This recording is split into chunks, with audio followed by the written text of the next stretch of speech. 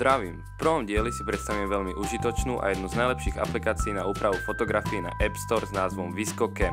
Aplikácia sa dá stiahnuť zadarmo, zabere okolo 40 MB a celá je v anglickom jazyku. Kompatibilná je so všetkými iOS zariadeniami verzie 8.0 alebo novšími. Vďaka možnostiam tejto aplikácie sa môžete inšpirovať a hodnotíte najlepšie snímky z celého sveta. Fotky, ktoré boli odfotené neskôr alebo priamo vďaka aplikácii si môžete nahrať v knižnici. Táto aplikácia takisto obsahuje obchod, kde si môžete vyberať z prednastavených balíčkov rôznych filtrov na úpravu fotografií, ktoré si môžete kúpiť alebo aj stiahnuť zadarmo.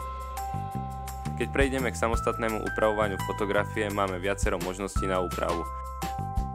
Na začiatok tu máme dostatočný počet filtrov na vašu fotografiu, z ktorých sa vám aspoň jeden určite zapáči. Na ďalšie, či už väčšie alebo menšie úpravy, môžeme použiť nástroje ako expozícia, teplota, kontrast, porezanie fotografie, narovnanie a ďalšie.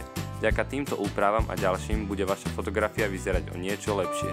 Pre pozorovanie zmien oproti pôvodnej fotografii slúži Before and After, ktoré umožní porovnanie pôvodného obrázka s upravenou verziou. Takisto veľmi ľahko získame potrebné informácie o dátume, kedy bola fotka odfotená, kde bola odfotená a ďalšie potrebné info. Aplikácia umožňuje import a export snímok vo vysokom rozlíšení bez straty kvality, takisto následné zdieľanie upravenej fotografie na rôznych sociálnych sieťach ako Instagram, Facebook, Twitter a ďalšie. Táto aplikácia určite patrí ku tomu najlepšiemu, čo sa týka fotografie pre váš iPhone a ja ju môžem takisto len a len odporučiť.